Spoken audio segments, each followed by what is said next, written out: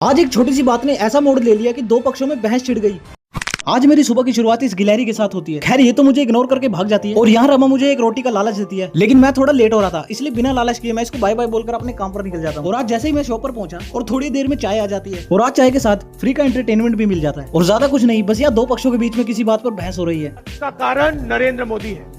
अब दोपहर को जैसे ही घर आता हूँ तो रमा हमेशा की तरह खाना बनाने में बिजी होती है। फिर दो पल आराम से बैठकर शांतिपूर्ण तरीके से खाना खाते हैं। और ये रहा आज के दिन का दूसरा गुड बाय। और वापस आकर शॉप पर बैठा ही था तभी इन दोनों के शैतानी दिमाग एक्टिव हो जाते हैं और कुछ देर बाद ही यहाँ दोबारा बहस शुरू हो जाती है। और पूरे दिन का सत्यानाश करके जब दोबारा घर आता हूँ तो मेरा भांजा आराम से कुछ तो पी रहा था और रमा आराम से काम कर रही थी। पूरा दिन के शोर शराबे के बाद फाइनली घर आकर थोड़ी शांति मिली। फिर रसोई में गर्मा गर्म पूरियों को देखकर अपनी लार टपकाता हुआ नीचे गया तो मेरा भांजा यहाँ खेलने में बिजी था। तभी मुझे याद आया कि पानी आजकल बर्फ से ठंडा करना पड़ता है और आप लोगों को तो पता ही होगा कि इसे दोबारा भरकर भी रखना पड़ता है। अब जैसे ही मैंने ये सब काम खत्म किया तो यहाँ पूरियां और सब्जी डालने का प्रोसेस शुरू हो चुका था। और सेहत का ख्याल तो रोज ही रखते हैं, आज सोचे थोड़ा पूरियों का भी ख्याल रख लिया जाए। तो बस यही सोचकर पूरियां खाने बैठ जाते हैं। और जब तक हम दोनों ये पूरियां खत्म कर रहे हैं आप सब्सक्राइब कर दो वरना दोबारा कैसे मिलेंगे।